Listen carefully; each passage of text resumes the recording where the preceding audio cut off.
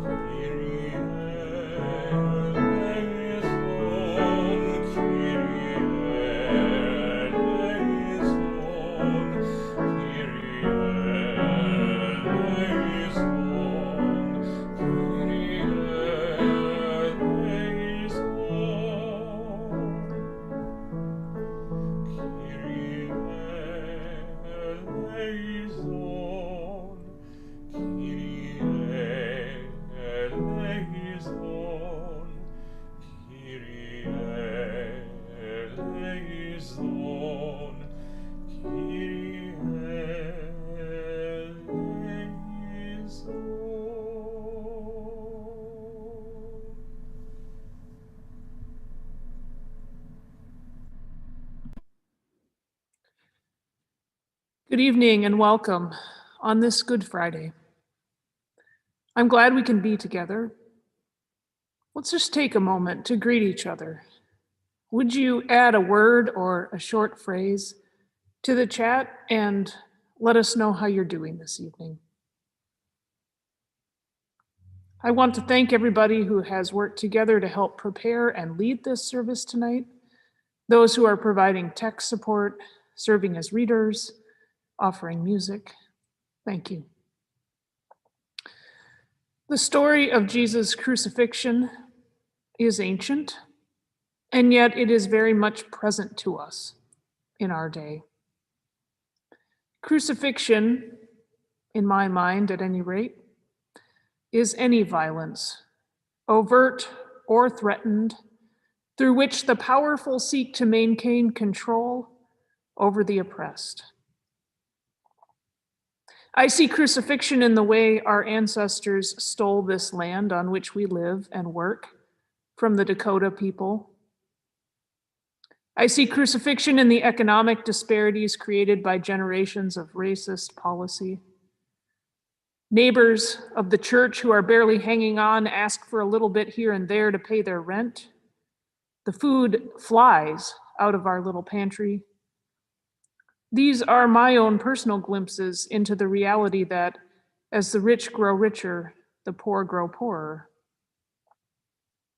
I see crucifixion in our extractive fossil fuel economy, in the stubborn deafness of corporations like Enbridge, and in the unwillingness of our political leaders to take the courageous moral stands we need them to take right now in order to turn this tide. And I see crucifixion in the state-sponsored terrorism of Black and brown people in our country. Listening to those who witnessed the last minutes of George Floyd's life, I am struck by a pattern. Everyone but the person who is responsible, the one with the knee on Floyd's neck, the one invested with our collective authority, the one who was sworn to protect and serve. Everyone but Derek Chauvin feels responsible, feels guilty, is haunted by grief and tortured by terrible memories.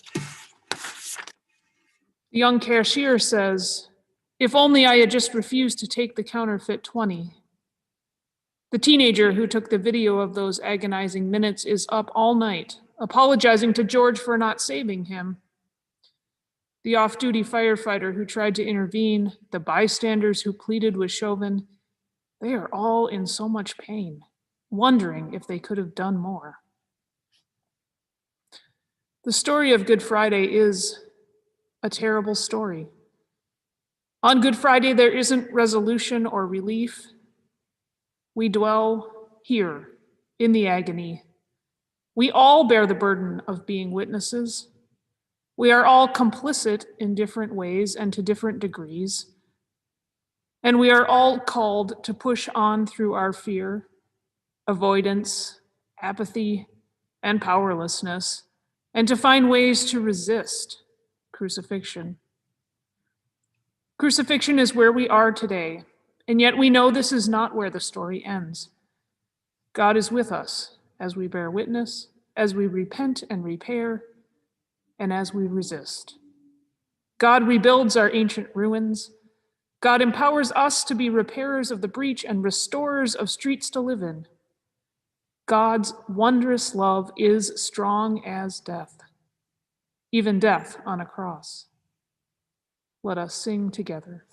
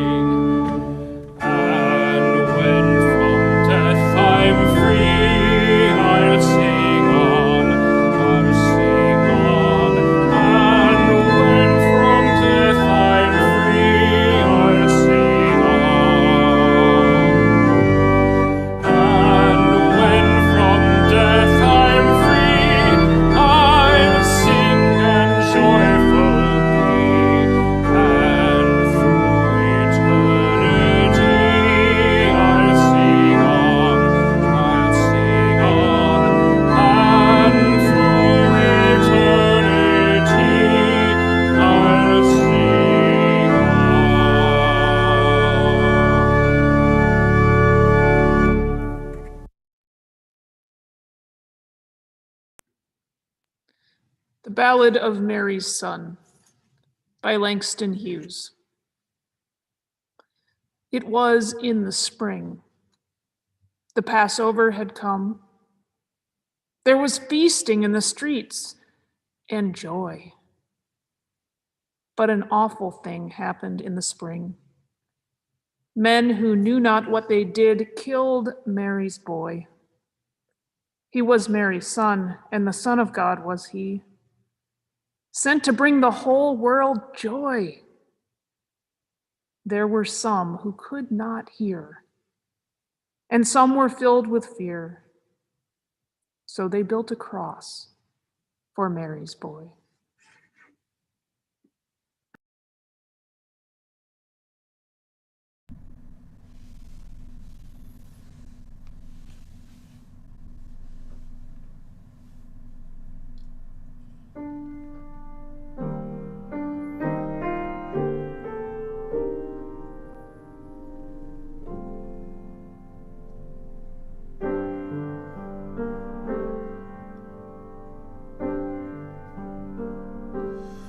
God weeps at love withheld,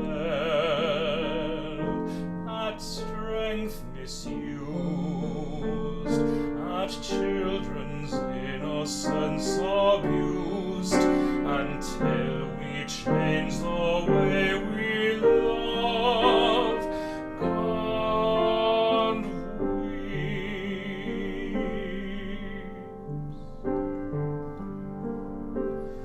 God pleads at anger's faced, at trust betrayed, at women battered and afraid, until we change the way we win. God pleads. God cries at hungry mouths, at running souls, at creatures dying without cause, until we change the way we care. God cries.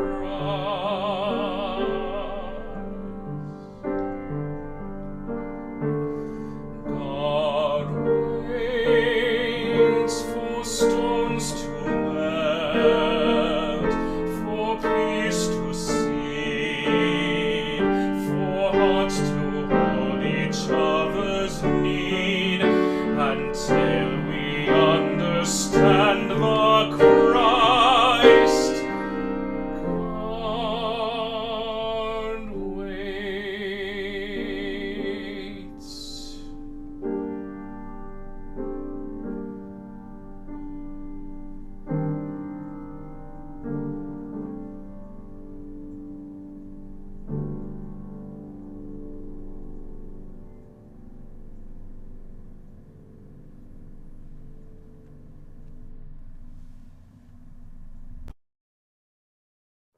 They went to a place called Gethsemane, and Jesus said to his disciples, "Sit here while I pray."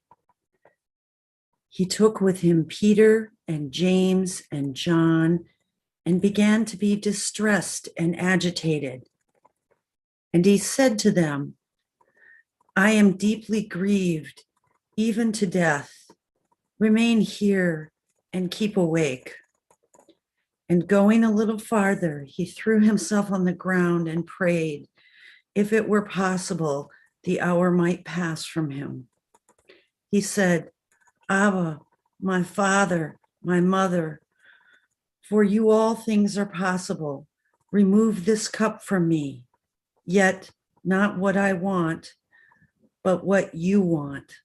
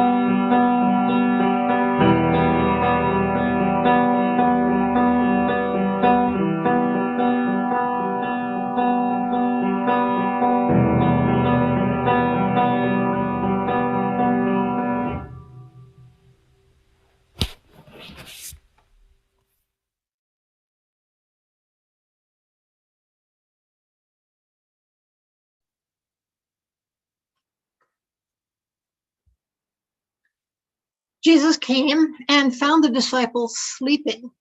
And he said to Peter, "Simon, are you asleep? Could you not keep awake 1 hour? Keep awake and pray that you may not come into the time of trial. The spirit indeed is willing, but the flesh is weak." And again he went away and prayed, saying the same words. And once more he came and found them sleeping, for their eyes were very heavy, and they did not know what to say to him. He came a third time and said to them, "Are you still sleeping and taking your rest? Enough. The hour has come. The Son of Man is betrayed into the hands of sinners. Get up, let us be going. See, my betrayer is at hand." Immediately, while he was still speaking, Judas, one of the 12, arrived, and with him there was a crowd with swords and clubs from the chief priests, the scribes, and the elders. Now the betrayer had given them a sign, saying, "The one I will kiss is the man. Arrest him and lead him away under guard." So when he came, he went up to him at once and said, "Rabbi," and kissed him. Then they laid hands on him and arrested him. But one of those in the crowd who stood near him drew his sword and struck the slave of the high priest, cutting off his ear. Then Jesus said to them, "Have you come out with swords and clubs to arrest me as though I were a bandit? Day after day, I was with you in the temple teaching, and you did not arrest me. But let the scriptures be fulfilled." All of them deserted him and fled.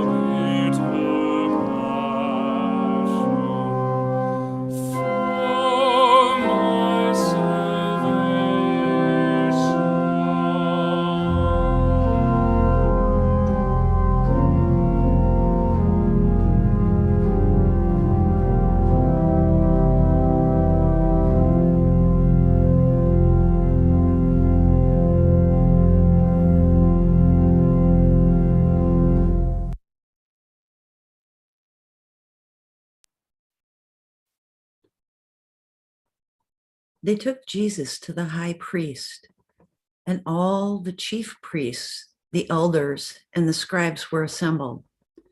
Peter had followed him at a distance, right into the courtyard of the high priest, and he was sitting with the guards, warming himself at the fire.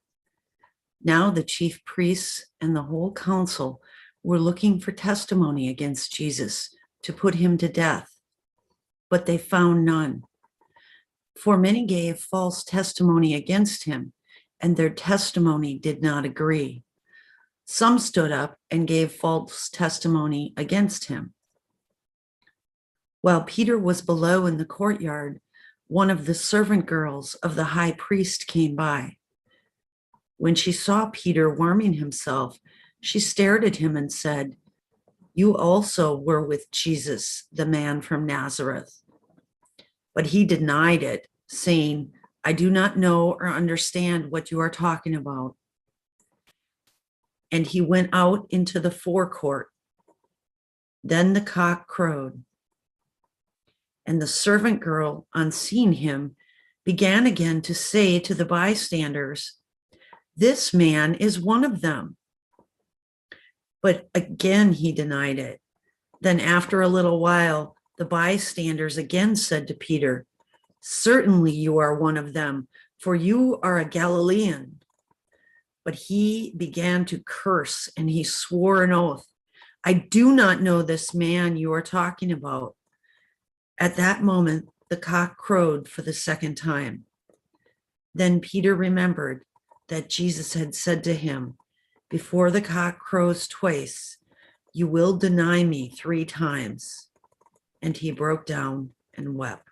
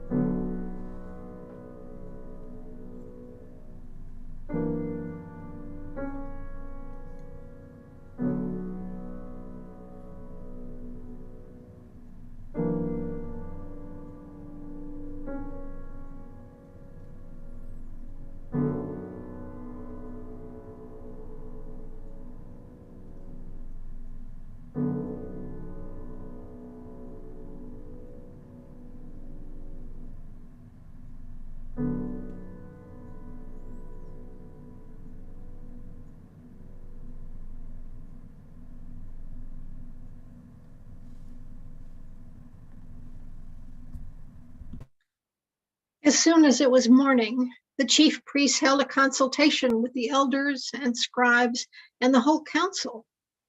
They bound Jesus, led him away, and handed him over to Pilate. Pilate spoke to the crowd. "What do you wish me to do with the man you call the King of the Jews?" They shouted back, "Crucify him." Pilate asked them, "Why? What evil has he done?" But they shouted all the more, "Crucify him." So Pilate, wishing to satisfy the crowd, released Barabbas for them, and after flogging Jesus, he handed him over to be crucified. Then the soldiers led him into the courtyard of the palace, that is the governor's headquarters, and they called together the whole cohort. And they clothed him in a purple cloak, and after twisting some thorns into a crown, they put that on him. And they began saluting him. "Hail, King of the Jews!" They struck his head with a reed, spat upon him, and knelt down in homage to him. After mocking him, they stripped him of the purple cloak and put his own clothes back on him. Then they led him out to crucify him. They compelled a passerby who was coming in from the country to carry his cross. It was Simon of Cyrene, the father of Alexander and Rufus. Then they brought Jesus to the place called Golgotha, which means the place of a skull. And they offered him wine mixed with myrrh, but he did not take it. And they crucified him and divided his clothes among them, casting lots to see what each should take. It was 9 o'clock in the morning when they crucified him.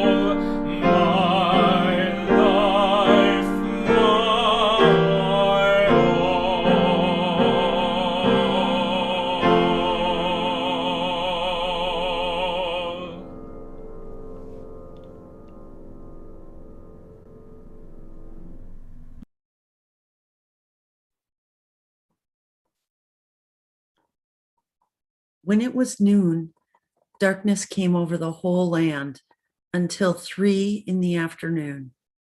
At 3 o'clock, Jesus cried out with a loud voice, Eloi, Eloi, lama sabachthani, which means, my God, why have you forsaken me? When some of the bystanders heard it, they said, listen, he is calling for Elijah. And someone ran, filled the sponge with sour wine, put it on a stick, and gave it to him to drink, saying, wait, let us see whether Elijah will come to take him down. Then Jesus gave a loud cry and breathed his last. And the curtain of the temple was torn in two from top to bottom. Now, when the centurion who stood facing him saw that in this way he breathed his last, he said, truly, this man was God's son.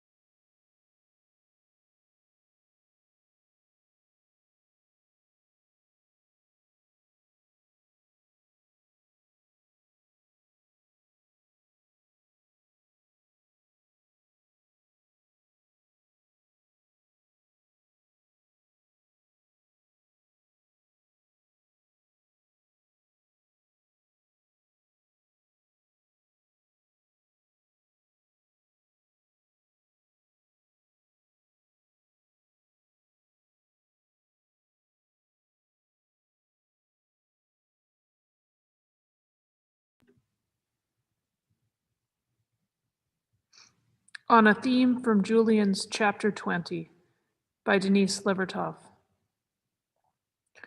6 hours outstretched in the sun. Yes, hot wood, the nails, blood trickling into the eyes. Yes. But the thieves on their neighbor crosses survived till after the soldiers had come to fracture their legs, or longer.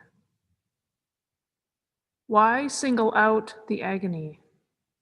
What's a mere 6 hours? Torture then, torture now. The same, the pains the same. Immemorial branding iron, electric prod. Hasn't a child dazed in the hospital ward they reserve for the most abused known worse? The air we're breathing, these very clouds, ephemeral billows languid upon the sky's moody ocean, we share with women and men who've held out days and weeks on the rack. And in the ancient dust of the world, what particles of the long tormented, what ashes? But Julian's lucid spirit leapt to the difference, perceived why no awe could measure that brief day's endless length, why among all the tortured, one only is king of grief. The one-ing she saw, the one-ing with the Godhead opened him utterly to the pain of all minds, all bodies, sands of the sea, of the desert, from the first beginning to the last day. The great wonder is that the human cells of his flesh and bone didn't explode when utmost imagination rose in that flood of knowledge.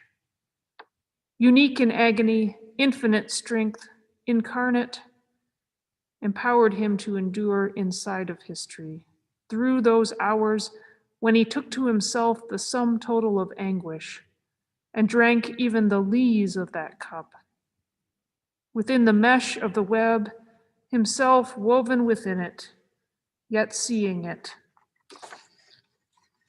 whole.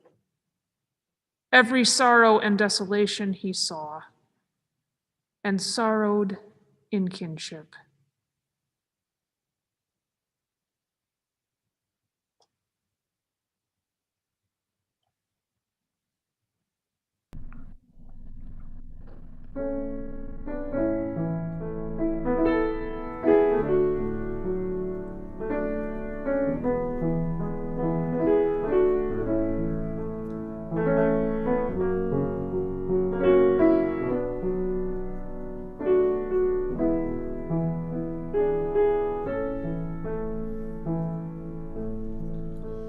Kyrie eleison, Kyrie eleison, Kyrie eleison, Kyrie eleison, Kyrie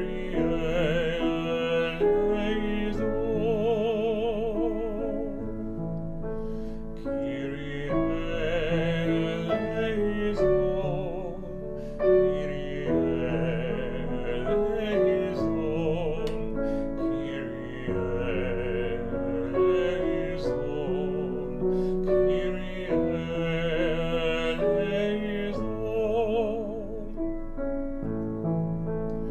Kyrie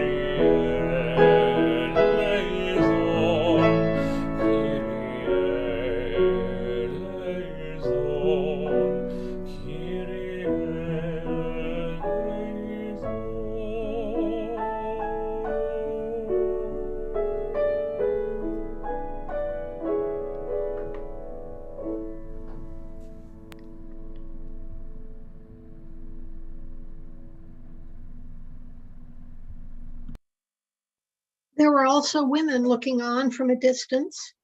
Among them were Mary Magdalene, and Mary, the mother of James the Younger and of Joseph, and Salome.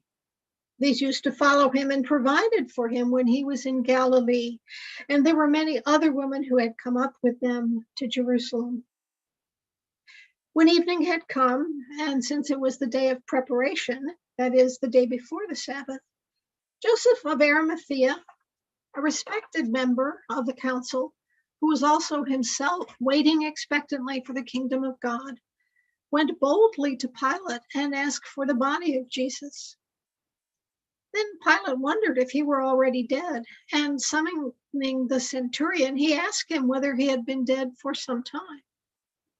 When he learned from the centurion that he was dead, he granted the body to Joseph. Then Joseph bought a linen cloth, and taking down the body, wrapped it in the linen cloth, and laid it in a tomb that had been hewn out of the rock.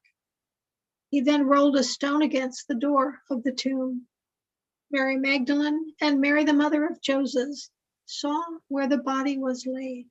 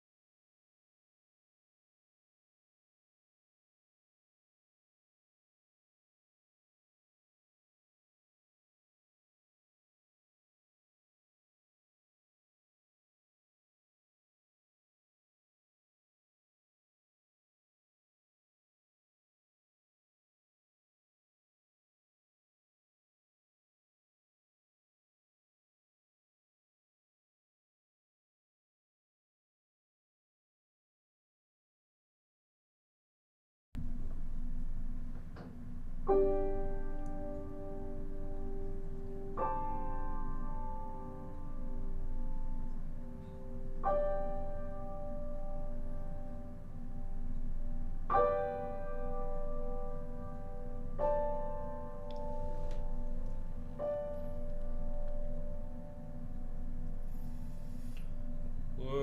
you there when they crucified my Lord? Were you there when they crucified my Lord?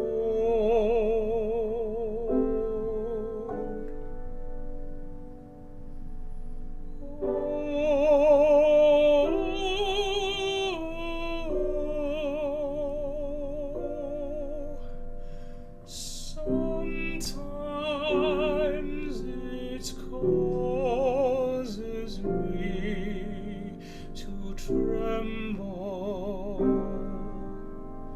tremble, tremble. Were you there when they crucified my Lord?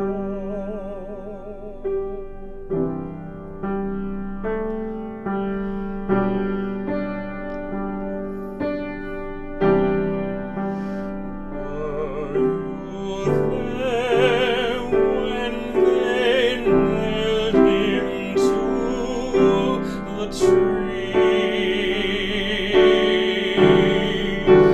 Were you there when they nailed him to the tree?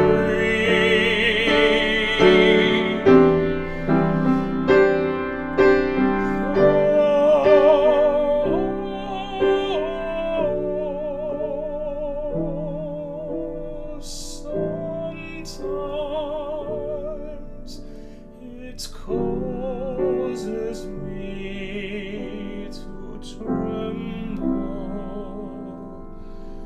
tremble, tremble.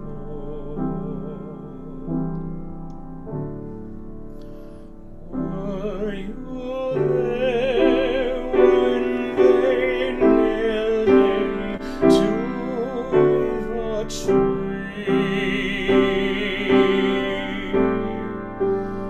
Were you there when God wept at Mary's cry? Were you there when God wept at Mary's cry?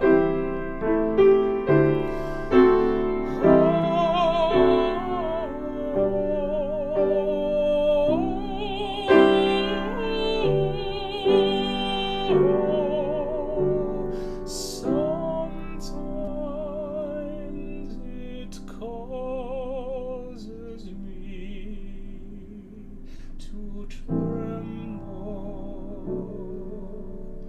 tremble, tremble. Were you there when God wept at Mary's